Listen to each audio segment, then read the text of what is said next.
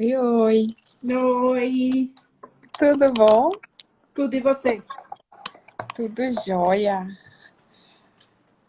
Vamos acertar aqui, endireitar. Bom, acho que você tá craque aqui também, né? É, a gente teve que aprender a lidar com isso, né? Não tem opção. Cara, eu fiquei muito feliz que você aceitou de fazer essa live comigo. Eu já te sigo há algum tempo e adoro seu conteúdo. Aliás, os meus seguidores aqui sigam a Olivia, porque é muito gostoso. Você pensa muito parecido comigo. E aí, eu normalmente não me posiciono, porque eu sou lobista, mas é real. Eu tenho.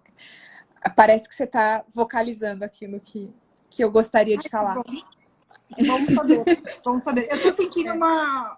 Agora, assim, no começo eu apanhava muito, né? Muito, muito, muito, muito, muito. Mas aí eu me mantive firme na minha fala e aí eu acho que deu uma filtrada, assim, sabe? E agora as pessoas que estão me seguindo são pessoas que estão realmente a fim de pensar, sabe? Não vem com uma cartilha ideológica pronta para ficar repetindo a mesma coisa. É claro que aparecem essas pessoas, né, frequentemente, mas, enfim. Não, você sabe que eu que não me posiciono recebo algumas coisas que são um pouco agressivas. Então eu imagino você que tem essa linha muito clara aí do liberalismo e que eu adoro ouvir. Mas vamos lá. Eu acho que aqui tem alguns seguidores seus, alguns meus, então eu vou me apresentar. Meu nome é Silvia, eu sou sócia da Think Brasil, que é uma consultoria em diplomacia corporativa. Bernardo te manda um abraço também. Meu sócio, e a gente trabalha com relações governamentais, diplomacia corporativa, relações institucionais, e usa como ferramenta o lobby, o advocacy, para as nossas pautas. E a gente começou a fazer lives aqui para enfrentar esse período de pandemia, não deixar as nossas pautas de lado e aproveitar para defender alguns interesses claros que nós e nossos clientes temos. E a Olivia eu vou ler aqui o que eu tenho dela, depois, Olivia, você me ajuda a complementar. Olivia Carneiro, ela é economista pela USP, especialista em políticas públicas com mestrado pela Universidade de Chicago. Começou a produzir conteúdo no início da pandemia, quando seus gráficos de projeções viralizaram no Instagram. E aí ela ficou empolgada com essa ideia de ajudar as pessoas a entenderem o atual contexto e expandiu para a produção e conteúdo informativo confiável. Então, a Olivia ela tem um boletim de notícias, ela faz as lives, ela tem um curso e um guia que são bastante interessantes. Sem terrorismo, mas com o pé no chão. E aí ela criou essa Olivia Sensata, que é uma Chicago Girl, como ela gosta de dizer, radical de centro, buscando formas para salvar a democracia do Brasil. Me conta como é que aconteceu, assim. Você tá Então, no Brasil, né? tô no Brasil. Antes, eu até já tinha o Instagram mais ou menos fluindo, assim, porque eu já opinava. Mas aí, como eu vim para o Brasil porque eu tive problema de família, eu fiquei muito focada nos problemas da minha família. E aí eu desencanei total do Instagram. E eu não postava nada, então meu Instagram caiu assim, eu tava apagada. Aí começou a pandemia e eu sou muito nerd, eu sou muito, muito nerd. Eu amo muito ver dados, gráficos e tal. E quando eu postei o primeiro gráfico e a galera gostou, eu falei, meu, como assim? A galera gosta disso. É bom, né? Porque a gente tava numa fase que era muito. Tudo era muito novo, né? Tava todo mundo muito perdido. E aí, enfim, foi isso. E aí agora eu tô mais voltando a falar do assunto que eu gosto mesmo, que é a economia. Na pandemia a gente tava falando só de pandemia, quer dizer, a pandemia não acabou ainda, né? Mas a gente tava falando só disso porque era o tema que a gente precisava falar, né? Uhum. Mas agora eu voltei a falar dos assuntos que eu acho que são mais urgentes, que inclusive tem a ver com a pandemia, que é essa questão de pensar política pública que resolva problema de verdade. Porque a gente fica aqui debatendo pautas que não resolvem absolutamente nada. Aliás, pautas que sequer revelam problemas, assim, que a gente realmente tenha. E eu não vejo nenhum, assim, eu não vejo realmente nenhuma liderança política, econômica ou qualquer coisa estimulando um debate que realmente foque nos problemas. É tudo. Tem uma pessoa ou outra, mas não tem uma liderança política conduzindo isso. Sei lá, tentando estimular que essa liderança surja. E você deve ter sofrido várias críticas, porque eu vi você se posicionando claramente, dizendo, olha, o presidente Bolsonaro se posiciona como liberal, mas ele não é liberal, assim como o Trump não é liberal. O que você caracteriza como o fundamento básico do liberalismo para poder qualificar essas pessoas? Assim, tem duas coisas que são muito importantes sempre, para qualquer Brasil, na Índia ou sei lá, em Bangladesh. Uma é o mercado livre. E o mercado livre, diferentemente do que as pessoas pensam, não é Estado ausente, sem interferência do Estado. Não, o Estado tem que existir justamente para garantir a propriedade privada. Então, assim, não tem ausência nenhuma de Estado, o Estado é presente. Só que o mercado é livre, são coisas diferentes. Não é Estado ausente, é mercado livre. Uhum. E a outra coisa é a igualdade, né? Porque o mercado não é livre, aliás, nenhuma economia é livre se não houver igualdade de oportunidades. Então, outra função do Estado, além de garantir a propriedade privada, né? O direito à propriedade privada, é garantir a igualdade de oportunidades, tanto de mercado quanto de oportunidades socioeconômicas, né? Tipo educação, enfim, oportunidades mais básicas do cotidiano. Legal. Bom, a gente vai voltar a falar um pouco de liberalismo, mas vamos para o nosso tema, que são as eleições americanas, e você de lá de dentro está bastante acostumada com esse ambiente. Eu queria te pedir para começar a falar de como que funciona, porque eu acho que nós aqui do Brasil temos muito enraizados essas características das eleições brasileiras, de que cada voto é um, e a maioria simples, 50 mais um, e depois tem segundo turno e tudo mais. Mas quando a gente ouve os noticiários, a gente escuta falar em convenções prévias, distribuição de cadeira e de diretor, aí tem o estado que vale mais, estado que vale menos. Conta pra gente como é que funciona e como é que é o cronograma de tudo isso. E aí, vou te pedir assim, super didática, para quem não sabe nada. Tá. O cronograma eu não manjo muito, mas eu vou tentar explicar a ideia geral para quem realmente não tem muita noção. Aqui no Brasil, não importa onde você vota, o importante é o seu voto. Então, se você, sei lá, gosta do Bolsonaro, você vai lá, aperta o Bolsonaro e pronto, acabou. E você está lá representado naquele voto que vai, enfim, ser igual de todo mundo. Nos Estados Unidos, não é essa a lógica. A lógica é, você pertence a um determinado... Você pertence aos Estados Unidos, né? Você é um cidadão americano, mas você pertence a uma determinada região, sei lá, o equivalente ao nosso estado. E a sua região tem objetivos que não necessariamente são os mesmos objetivos de todo mundo, né? De todo o país. Então, a sua região tem as pautas dela e vai seguir o cronograma dela e a agenda dela, que não necessariamente é a mesma agenda do resto do país. Então, por exemplo, tem lugar que o aborto é liberado e tem lugar que não. Os Estados Unidos ele tem mais essa coisa diferente da gente, que não necessariamente tudo vai ser decidido pelo presidente.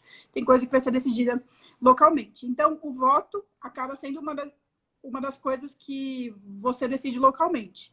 E quando você vota para presidente, você não está votando para o presidente, você está votando para quem a sua região, ou, enfim, o lugar que você está, vamos dizer assim, está escolhendo como presidente. Então, pode acontecer, por exemplo, de um candidato ter mais voto no total, né? Mas ele não ter o maior número de regiões. Então, não necessariamente ter mais votos significa ser eleito, como aqui no Brasil. O que significa ser eleito é você convencer a maioria das regiões de que você é o melhor presidente para representar os interesses do país. E isso muda muito a dinâmica como um todo, porque, imagina, a gente vive brigando aqui Nordeste e Sul, né? Que o Sul é mais direitista, o Nordeste é mais esquerdista, não sei o quê. E aqui no Brasil isso não faz muita diferença, mas lá faz. E tem estado que é claramente democrata, tem estado que é claramente republicano e que é muito difícil romper isso. Então, o debate muda um pouco porque, enfim, tem uma diferença. Mas o peso de cada estado é diferente também na soma dos votos totais, né? Então, eu não sei explicar qual que é o critério exatamente, mas eu acho que é um critério, assim, do que eu entendo, é um critério meio de...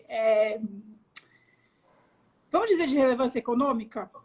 Tipo, porque tem lugar que, enfim, o estado pode ser gigante e ser, sei lá, totalmente agro, só tem mato. Então, não é justo que tem tão pouca gente morando naquele estado. Eu tô indo para um extremo, tá, gente? Não é assim que eu penso, eu estou simplificando muito. Só tem mato lá, não tem gente morando naquele estado. E tem um outro estado que é super industrial, tem uma densidade populacional gigantesca, uma produção econômica gigantesca. Não é justo que os dois estados tenham o mesmo, quer dizer, na visão deles, né? Não é justo que os dois estados tenham o mesmo peso, porque um representa muito mais coisa na proporção para o país do que o outro. Então, quer dizer, o que a gente vê toda eleição é que tem alguns estados que são bastante decisivos, porque eles provavelmente eles não têm essa característica muito enraizada democrata ou republicana, eles acabam balançando de um lado para o outro, né? E aí provavelmente importa a quantidade de votos que esse estado tem no total também, né? A quantidade de votos em que sentido? Ah, de eleitores? Não, não, a quantidade de cadeiras que vai contar para a eleição final, né? Porque você pega um que tem menos, ele é menos relevante, né? Porque eu simplifiquei falando de estado, mas na verdade dentro de cada estado tem tem várias subdivisões, né? O seu voto vai dentro de um colegiado, que vai dentro de um, sei lá, de uma aglomeração, e aí vai para o estatal. Mas você vai filtrando os interesses. E tem a questão também do voto não ser obrigatório, né? Você vê uma interferência disso no resultado, efetivamente? Então, eu fiz uma das minhas correntes do mestrado era exatamente campanhas eleitorais, advocacy, era mais essa coisa. E eu brigava muito com um professor meu, porque ele dava aulas inteiras falando, não, porque o voto não obrigatório faz diferença, tal. E na estatística, assim, no fim das contas, não é que seria decisivo, assim, nossa senhora, mudaria os rumos do país se o voto não fosse obrigatório. Não faz tanta diferença assim na prática. Mas faz alguma diferença, pelo menos é o que eles dizem, né? Eu não acho que as estatísticas corroboram com isso, mas a argumentação é de que quando mais gente vota, quanto mais gente participa, tem uma leve diferença para os democratas. Tem uma tendência maior de democrata ser eleito. Só que isso vai uma coisa mais para a esquerda, em tese. É meio então, contraditório, sei lá. É um argumento que eu realmente acho que não é tão firme assim. E a gente viu também na última eleição um movimento da esquerda se movimentando, dos democratas se movimentando, justamente uma campanha anti-Trump, mas não adiantou, né? O que eu vejo que faz diferença mesmo é a juventude. Nos Estados Unidos, a juventude é mais democrata, é mais anti-Trump, né? Só que também é mais desmotivada para votar. Porque, enfim, tá meio descrente da política e tal, então eles meio que desencanam, assim, se não é um candidato que eles realmente acreditam, tipo o Biden, ou desculpa, tipo o Sanders, eles desencanam de votar, que foi o que aconteceu com a Hillary. E aí, esse ano, não sei se vocês estão acompanhando, mas assim, todos os artistas jovens estão, vai votar, por favor, vai votar para fazer campanha contra o Trump, né? E eles votam em mais de um momento, porque eu tenho muitos amigos nos Estados Unidos e eu vi que eles votaram, eles receberam uma cédula em casa esse ano, justamente para não ir nos locais de votação, para participar de uma votação. São as prévias, isso? Tem tem o negócio das prévias, mas só participa da prévia quem é de partido, né? Então, tem que ser uma pessoa mais engajada aí politicamente. E, geralmente, quem participa de partido, a gente que vai votar no final, na eleição normal também. Entendi. Então, era para decidir quem seriam os candidatos, efetivamente, não na eleição final, né? Agora, conta pra gente um pouquinho sobre essa questão bipartidária, porque aqui no Brasil também é muito diferente. A gente chega a ter... Eu não sei nem dizer quantos partidos são hoje. A gente já teve 22, 36 e eles acabam fazendo coligação e mudam o nome e tudo mais. Mas no Brasil, que é um país que tem muitos partidos, muitas divisões, e isso também é feito por causa de fundo eleitoral, é motivado por essas questões, e também por questões ideológicas, porque dentro dos partidos existe uma divisão muito grande, ideológica. Como é que funciona isso? O Arilton está me ajudando aqui, 35. O último número que eu tive foi 36, então... Então, 35 partidos. E a gente vê que mesmo com 35 partidos, existem rachas dentro de partidos. A gente viu isso claramente no PSL e que ainda está tentando resolver isso, que é um partido que cresceu muito rápido, sem muita identidade ainda, né? Agora lá, a gente está falando de 2 partidos, na prática. Qual é a ideologia de cada partido, assim, macro, e como é que funciona essa coesão? São 2 partidos que brigam de verdade, né? Mas eles têm a liberdade de ter mais candidatos. Porque tem gente que acha que é uma coisa que só pode ter esses 2. Não tem. O Kanye West, por exemplo, é candidato à presidência. Mas é independente, né? É independente. Mas o que predomina mesmo é essa estrutura desses 2 partidos, né? Porque, no fim das contas, eu acho que isso é mais uma questão de facilidade de articulação, né? Se você tem que articular só com o seu partido, não tem que articular com vários outros partidos, enfim, acaba sendo mais eficiente. Ou não, né? Não sei, mas aparentemente parece que é mais eficiente para eles. Deixa eu ver. Como que eu posso explicar isso de uma maneira fácil, né?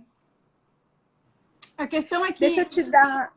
vai, continua. Pode falar, pode falar. Não, eu queria apimentar um pouco e tentar dirigir esse seu raciocínio. Como que a gente pode comparar esses partidos com partidos brasileiros ou com ideologias brasileiras? É muito simples dizer, é simplório, mas é um fato dizer que republicanos são de direita e democratas são de esquerda? Sim, isso é verdade absoluta, mas a referência de direita e esquerda que eles têm é muito diferente da referência de direita e esquerda que a gente tem, porque a gente ainda tem uma referência de direita e esquerda onde a esquerda vai estar o comunismo e a direita vai estar, sei lá, um quase fascismo. Para eles, não. Na referência deles, como eles nunca tiveram essa coisa do comunismo como uma possibilidade, a esquerda deles vai estar o mais próximo que eles conhecem de esquerda que eles têm lá de representatividade é uma esquerda socialista liberal, não é uma esquerda comunista. Então, assim, tem algumas pautas que sequer entram em discussão, tipo, não ter livre mercado, porque nunca foi uma pauta, então continua não sendo uma pauta. Agora, a direita vem uma coisa mais conservadora, só que também não é um extremo fascista, embora às vezes venham com algumas bandeiras bastante conservadoras, mas a ideia mesmo é isso, assim, a esquerda ela é mais progressista, então ela está mais preocupada com uma interferência do Estado para promover o progresso com o livre mercado, e a direita está mais preocupada em manter um conservadorismo dos costumes e da economia, e isso restringe também o mercado, porque o mercado, enfim, mais conservador, ele é mais livre, ele tem maior interferência, ele tem maior regulação, ele tem um peso maior. Então, é meio que o oposto do que a gente fala aqui no Brasil. Tipo, a esquerda... A direita fala de livre mercado aqui, mas, na verdade, não pratica. É meio confuso isso. A direita, ela não fala disso. Eles são conservadores mesmo. Eles são bem claros nesse propósito. Falando um pouco da direita brasileira, que fala de livre mercado, que se julga liberal. Mas agora na pandemia... E aí, não estou falando só de governo, estou falando de população mesmo. Normalmente, aquele cara aqui no Brasil que sempre se julgou liberal e falou que o Estado não deveria interferir, identificou a necessidade de intervenção estatal nesse momento de pandemia, né? Então, qual é o nível ideal no liberalismo de intervenção do Estado? Nessas situações de calamidade, o Estado deve sim intervir ou ele deve intervir somente em determinadas situações? E a minha pergunta vai um pouco mais além, o Estado deve intervir se o comércio e as empresas devem ficar fechadas e isso vai ter um impacto na economia ou não? Então, o liberalismo, ele não nunca pregou a não intervenção do Estado. na economia. Isso nunca foi uma pauta. O que é uma pauta é a não intervenção do Estado no mercado. Por quê? Porque o mercado não liberal, o Estado controla quem vai vender o quê e como vai ser vendido. O que o liberal fala é não, deixa o mercado, deixa o capitalista decidir, deixa o consumidor decidir, que isso vai se ajustando sozinho. Mais ou menos essa é a ideia geral. Então, não é a não intervenção do Estado na economia, é a não intervenção do Estado no mercado especificamente. Tá. E aí, a pauta liberal para situações de crise ou, enfim, descontrole econômico, né, descompensação econômica, é que o papel do Estado é justamente esse, reorganizar, realinhar esse mercado para esse mercado ou essa economia, né, para que retome o equilíbrio comercial para as coisas voltarem ao normal ou voltarem a crescer, sei lá. Então, assim, numa situação de crise que, obviamente, a sociedade civil não tem autonomia para resolver o problema sozinha, é claro que o Estado tem que intervir. Não existe outra opção. Não tem como a gente pensar em outra opção. O papel do Estado é justamente esse. O Estado existe para isso, para ajudar a gente a se organizar e para socorrer a gente em situação que a gente não consegue se socorrer. Essa é a função do Estado. Então, assim, nesse ponto, eu acho que não tem nem liberalismo ou conservadorismo, não entra em pauta, porque essa é a função do Estado. O Estado que não participa é um Estado que está abandonando o seu povo, literalmente, porque essa é a função dele, né? Então, enfim, essa parte de socorrer, né, na hora da crise, do problema de saúde, do problema econômico, que o mercado realmente sofreu um impacto muito grande e precisa de ajuda para se recuperar.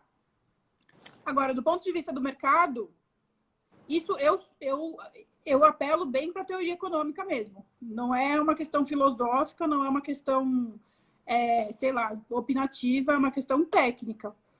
O mercado tem que fechar para preservar o próprio mercado. Tem que segurar aquilo ali justamente para poder recuperar mais para frente. Porque, assim, se não fechar, é pior para o próprio mercado, pior para o próprio capitalista, pior para o próprio empreendedor, porque ele vai gastar dinheiro à toa. Então, a alternativa que muitos países encontraram foi, que não é o caso dos Estados Unidos, nem do Canadá, foi o Estado ajudar as empresas. Falar, ao invés de eu ir lá e dar um auxílio emergencial para o povo, eu dou para a empresa. Eu falo, olha, empresa, continua pagando o salário aí dos seus empregados, fecha, fica tranquilo que eu estou pagando a conta para você. E aí o mercado está preservado, o Estado está ajudando a preservação do mercado e está ajudando a preservação do emprego. A alternativa que os Estados Unidos e o Canadá fizeram foi e o Brasil também, né? Foi dar dinheiro direto para a população. Então, auxílio emergencial, auxílio desemprego, essas coisas todas. Que acaba estimulando um pouquinho a questão do desemprego, né? Não preserva o emprego, então não preserva a parte da organização empresarial, né? Mas, enfim, tem um apelo para a população civil que é um pouco mais... um impacto mais direto, assim. Eu estou recebendo auxílio direto do governo, então eu tenho uma sensação de que o governo está cuidando de mim. A verdade é que, na minha opinião, isso funcionaria muito bem aqui no Brasil, eu acho que seria o ideal, mas a gente também tem um nível de informalidade muito alto, né? E aí, esses informais não teriam como receber esse auxílio se não fosse diretamente para civis. Então, é uma conta difícil de fechar, né? Bem difícil. Bom, então voltando aos Estados Unidos e a questão das eleições, a gente já falou que tem essa troca de republicanos e democratas em alguns estados. E apesar de, historicamente, a gente ter visto que existe a reeleição, ela é não é só uma prática legal, mas ela acontece lá nos Estados Unidos. A gente viu 2 mandatos do Bush, depois 2 do Barack Obama, agora o Trump tem alguma chance. A gente vem identificando também, depois da reeleição, uma alternância do partido. Você acha que isso é pelo simples fato de que o povo acredita na necessidade de alternância do poder? Tem um cansaço daquela linha também? ou é só por causa da dinâmica dos estados mesmo? Eu acho que é total ciclo econômico.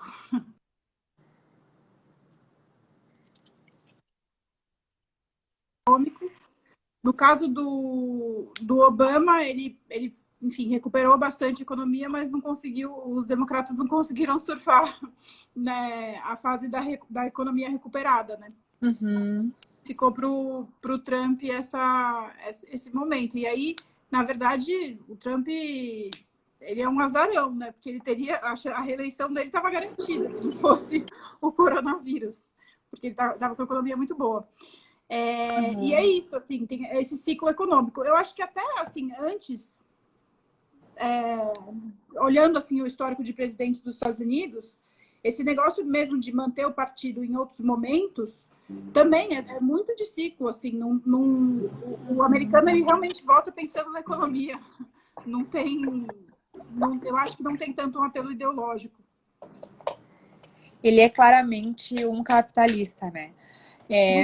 E tentando levar um pouquinho mais pra frente, olhando para a geopolítica também, quanto que os outros países e a situação econômica mundial acabam interferindo? Porque os Estados Unidos efetivamente são o maior player geopolítico e acabam influenciando políticas externas e também sendo muito influenciadas por várias outras situações de guerra, refúgio, porque eles acabam se envolvendo em todas essas pautas, né?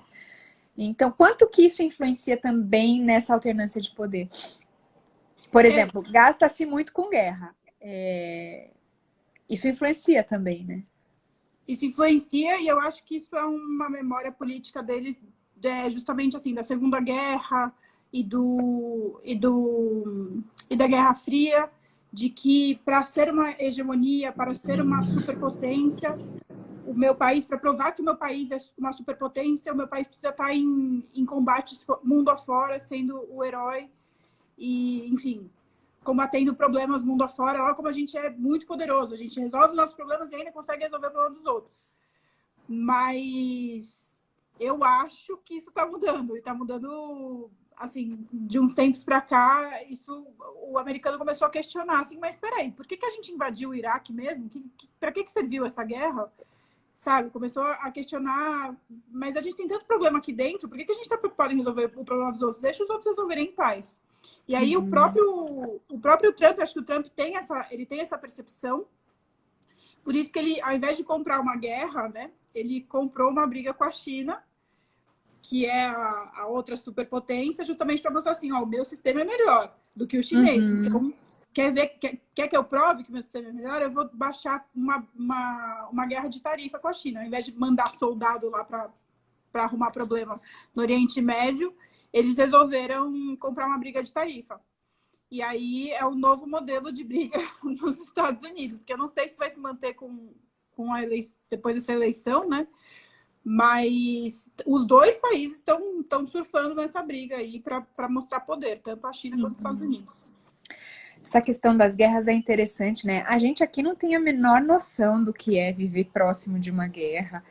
E a gente olha até com certo fascínio, porque é uma coisa quase de filme, né? Eu não sei se você teve essa experiência, imagino que sim, em Chicago, mas eu fiz um mestrado em Boston e era um mestrado credenciado pelas Forças Armadas dos Estados Unidos. Então tinha muitos Navies, Army, SEALs e tudo mais na minha sala. E aí eles começam a falar de guerra, e aí eu falo, mas qual guerra que você foi? Eles olham com aquela cara, tipo, como assim qual guerra? Todas. Todas. E o cara, ele estava no Afeganistão e na Líbia outro dia, e é um mundo tão distante pra gente, assim, eu tenho tanta dificuldade de lidar com isso, porque no começo eu conversava com eles como se eu estivesse perguntando de um filme mesmo. E aí eu senti que precisava de um pouco mais de humanidade, de empatia, para entender que aquilo é tão forte para eles e está tão presente, e que eles estiveram lá e os pais estiveram e eles perderam familiares. O negócio é muito pesado. Mas, ao mesmo tempo, se você falar em parar, essas pessoas não conseguem entender que uma outra lógica geopolítica, principalmente esse pessoal que está ligado às Forças Armadas, né? E ao mesmo tempo, e aí o meu curso era de diplomacia, então além das questões de guerra, a gente olhava para questões humanitárias e de meio ambiente e tudo mais. E aí eu tinha um professor que estava fazendo uma intervenção na Uganda para preservar gorilas. E o motivo era super nobre, era a preservação de gorilas, mas eles estavam entrando na comunidade daquele jeito americano, sabe? E aí começo a me questionar se não faltam problemas internos, efetivamente. Porque ainda que a Uganda e os gorilas precisassem de muita atenção, era muita energia gasta onde eles não foram chamados, sabe? Então, talvez eles comecem a olhar para isso mesmo, né? Falta uma inteligência estratégica, né? É. E que eu acho que, assim como aqui no Brasil, eu acho que a gente tem inúmeras causas que eles poderiam nos ajudar e seriam muito bem-vindos, mas é sempre com muito comando, né? E aí a gente se sente um pouco lesado nessa questão de soberania. Isso também vem com a Europa, né? Eu acho que hoje o Brasil sofre mais com a Europa porque existe uma sinergia entre o Trump e o Bolsonaro. E aí vamos falar um pouquinho disso depois, mas primeiro me conta como é que tá essa corrida. A pandemia influenciou esse cronograma? Você já falou que o Trump acabou sofrendo um pouco, ele já estava com a reeleição garantida e aí o corona atrapalhou. Quais são as tendências? Você acha que o Trump ainda tem chance ou você vê um Biden estourando? Eu não gosto de arriscar porque tá tão incerto 2020. Não dá pra fazer coisa. É um ano tão maluco, aí vem um independente aí e ganha, né? Fala isso. O Kanye West tá lá, né? E ele vai roubar voto do. Ele vai roubar voto do Trump, talvez, né? Uhum. A aposta geral é que o Biden ganhe, né? Porque ele tá indo bem nas pesquisas, enfim. E assim, é muito fácil você criticar o Trump agora, né? Então é muito fácil você apontar as falhas dele agora e convencer a população de que ele está sendo falho. A população está desempregada, o coronavírus não acabou, ele faz umas políticas super ineficientes e, pior ainda, assim, no caso do Trump, muito mais do que no caso do Bolsonaro, o Trump, ele gasta energia, exatamente o que você estava falando, ele gasta energia com coisa completamente inútil, que a população vira e fala, cara, mas a gente está aqui com dezenas de milhares de pessoas morrendo e você está gastando energia com briga com Taylor Swift, sabe? Pelo amor de Deus, vai para o problema que importa. Então, tá fácil para o Biden deitar nisso e bater no Trump. Mas eu não gosto de fazer apostas assertivas aqui, porque, sei lá, 2020 tá estranho. Bom, então falando de Trump e Bolsonaro, para a gente existe um alinhamento claro e acho que o Bolsonaro também surfa nessa onda. Ele usa muito desse alinhamento evidente. O discurso dos dois na terça-feira na abertura da ONU, parecia que um era a continuidade do outro. Parecia até que o Bolsonaro levantou a bola para o Trump. Isso é real? Existe esse alinhamento e você acredita que o Trump também tenha essa vontade de se alinhar com o Bolsonaro? Isso beneficia ou atrapalha o Brasil? Eu acho que o Trump, ele só aceita esse apoio do Bolsonaro porque o público dele é bem conservador, né? E o Bolsonaro fala coisas bem conservadoras e isso ajuda. Mas é a única coisa que ajuda ele, porque na prática, assim, as práticas econômicas do Bolsonaro não ajudam o Trump. Não tem nada que o Bolsonaro faz que ajude o Trump na prática. Só o discurso conservador mesmo. Eu não acho que... Não sei. Eu acho que o Trump aproveita, assim, para... A gente tem a impressão de que ele está aproveitando, mas eu não acho que nos Estados Unidos faça alguma diferença, sabe? O americano fala, nossa senhora, o Trump e o Bolsonaro são amigos. Vamos achar isso bom. Ninguém Talvez pegue mal. Talvez pegue mal, ainda mais agora. Mas eu acho que o brasileiro tem essa impressão, assim, não, porque o Trump é nosso amigo, é aliado, não sei o quê, mas não está ajudando em nada, não está nem aí para a gente. Então, assim, ele só aproveita o que dá para aproveitar, que é o discurso conservador, e pronto. Ele não é uma aliança legítima e não é nem um projeto. Porque o Trump, ele ainda tem um projeto econômico, né? Por mais que ele não fale tanto disso, ele tem um projeto econômico e tem um encadeamento. Afinal de contas, ele é empresário, ele tem uma noção do que ele está fazendo na economia. O Bolsonaro não tem. Então, assim, não é que eles dialogam e falam assim, vamos fazer esse acordo comercial que faz sentido. Não existe isso. Então, sei lá, é mais oratória do que prática mesmo. E olhando para esse fato de que ele não ajuda, vamos entrar nessa verdade de que ele não estaria ajudando. E o Biden? O Biden poderia ajudar? Porque o que a gente vê em alguns setores da economia aqui do Brasil é um grande receio com a entrada do Biden. E eu vou falar bem especificamente do agronegócio. Existem alas do agronegócio que estão sofrendo muito com ataques ambientalistas, essas questões das queimadas, eles estão sendo responsabilizados. A gente sabe que são inúmeras as razões para as queimadas e para o desmatamento e em que tem que ser combatido efetivamente, mas o Biden traz essa linha mais ambientalista. Isso pode prejudicar o Brasil e pode prejudicar a relação dos dois países? Eu acho que, assim, sendo completamente sincera, eu acho que eu vou ser xingada por falar isso. Eu acho que o agronegócio entrou num ciclo que não tem mais fim, assim, vai levar muita porrada até ajustar e entrar numa linha que faça sentido com essa fase do capitalismo.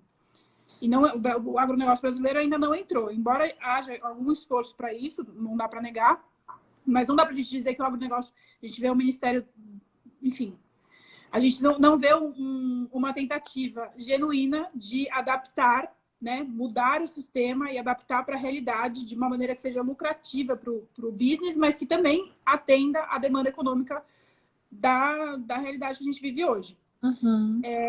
Então, assim, essa briga com o agronegócio, ela vai vir com ou sem Biden, mas o Biden pode, obviamente, dar uma reforçada. Eu acho que assim,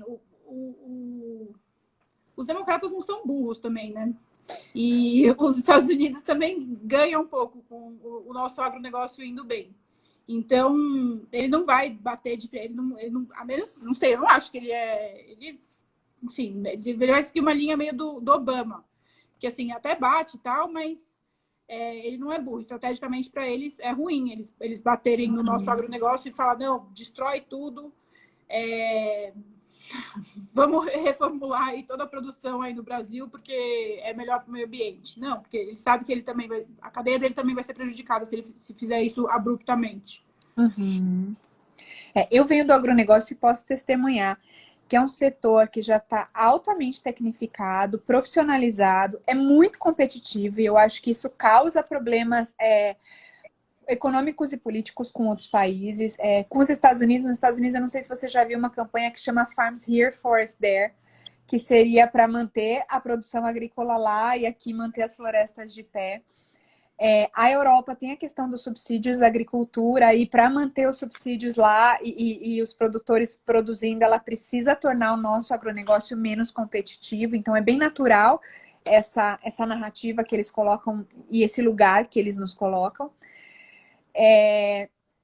O que eu vejo também é um grande desconhecimento sobre o Brasil, e aí você deve, estando lá nos Estados Unidos, você deve vivenciar isso claramente, porque assim, ninguém sabe que a Amazônia está muito longe de São Paulo, e que o Cerrado também, e que existem biomas diferentes e formas diferentes de se produzir, e que o Brasil preserva demais. Mas eu acho que o grande problema do agronegócio está que ele fala sempre para ele mesmo. Ele se ofende quando alguém fala mal e ele não muda a narrativa, né?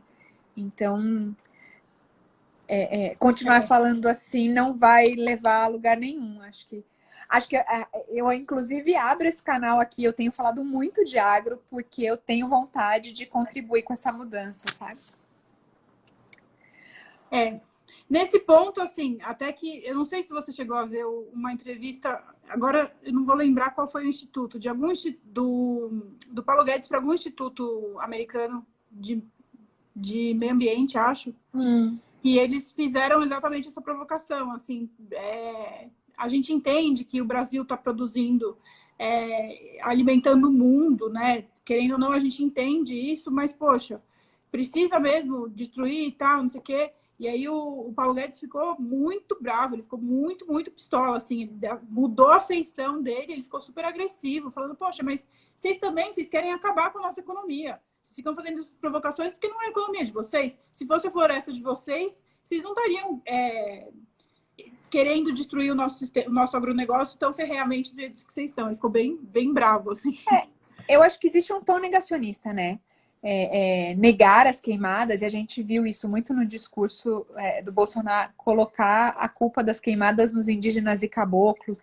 E a gente sabe que existe essa prática na produção dos indígenas e caboclos, mas eles não são capazes de fazer uma queimada das proporções que tem. Ao mesmo tempo, eu acho também que os outros países exageram, porque a queimada na Califórnia e na Austrália é um desastre, e aqui é um crime. Né? Então, trata-se muito diferente isso. Então, acho que a gente precisa evoluir muito. Mas negar, eu não sei se é o caminho, sabe? Eu acho que o que a gente tem que mostrar é que a gente é sustentável e que a gente vai continuar sendo competitivo mesmo e trazer esse pessoal para vir para cá. E eu acho que o pior ainda são os nossos em tese, aqueles que deveriam ser os porta-vozes e que defenderiam o Brasil falando contra. Então, você tem grandes influenciadores brasileiros falando que a gente está deixando de preservar e tudo mais. E acho que eles precisariam conhecer um pouco mais da realidade e lutar contra aquilo que realmente é um problema. Eu acho que esse é um problema que é a narrativa que foi criada principalmente pela esquerda, a esquerda mais radical, né? Que o agricultor é o grande mal, né? O latifúndio é o grande mal do Brasil, quando, né, a gente não está mais vivendo na colônia. Não, é maluco isso, porque a gente já aprende na escola, né? Que o modo de produção do Brasil é monocultura latifundiária. E assim, a gente tem que mudar esse discurso também na escola, né? Tem que mudar isso. Por que as nossas crianças estão aprendendo isso? E não de que, olha, a gente tem áreas extremamente produtivas, porque é a nossa vocação, porque a gente tem um solo propício, porque isso privilegia a economia e tudo mais, e que também temos áreas de pequenos agricultores, a agricultura familiar é importante e tal. Eu acho que tem lugar para todo mundo, né? Bom, a gente vai para o agro e eu me perco no agro, Olivia. Porque é a minha vida mesmo. Bom, para a gente fechar, assim, você já falou um pouquinho disso, mas como uma Chicago Girl, quando é que você volta? Só fazendo um parênteses, você tem previsão de volta ou você fica? Eu volto no ano que vem, mas eu não sei quando. Aliás, eu não sei se eu volto. Não sei, é uma confusão. Mas eu acho que eu volto. Minha ideia, nesse momento, está voltar o ano que vem. Entendi. Bom, então, como uma Chicago Girl, como que você percebe a visão dos seus pares no Brasil? A gente está falando tanto desses impactos das eleições no Brasil e da conexão política dos atuais governos, mas quanto efetivamente o Brasil tem de importância para os Estados Unidos, para a economia? Somos muito pequenininhos ainda perto deles, quanto que a gente influencia na economia deles e como que essas pessoas que estão ao seu lado em Chicago percebem o Brasil e como elas percebem o governo, como elas percebem essas questões ambientais?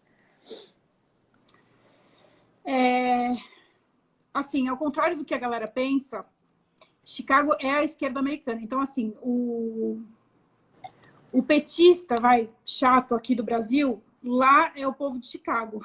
Então, assim, o pessoal em Chicago é realmente muito chatinho de defender os democratas e tudo o democrata e o liberalismo e tal. Então, eles compram muito o discurso político. Dito isso, tá todo mundo vendido no discurso pró-Biden, enfim, Sanders, enfim, um discurso muito anti-Trump. E aí, no discurso muito anti-Trump, tem que ser um discurso também anti-Bolsonaro. Então, a sensação que eu tenho é uma visão muito crítica do Bolsonaro e, tipo, de desperdício.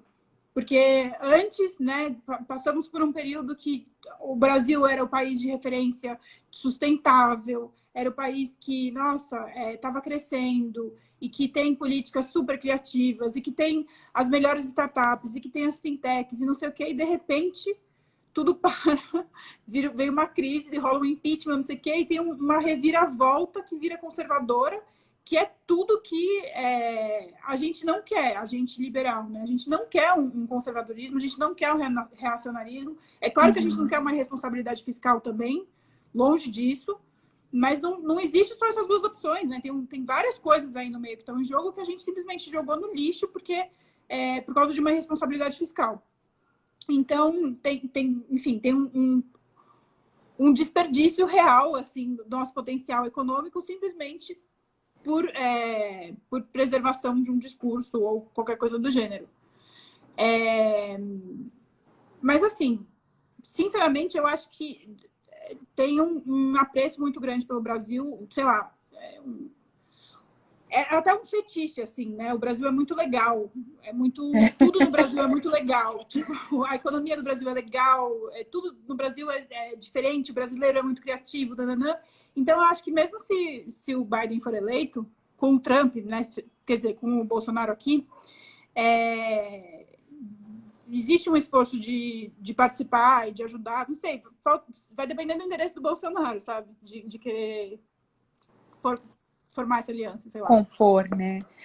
E nessa crítica a todo esse movimento político do Brasil, você sentiu alguma coisa de falta de inclusão e diversidade? Porque eu ouvi muito em Boston de que a Dilma sofreu impeachment porque ela era mulher. E que aí veio essa onda machista no Brasil.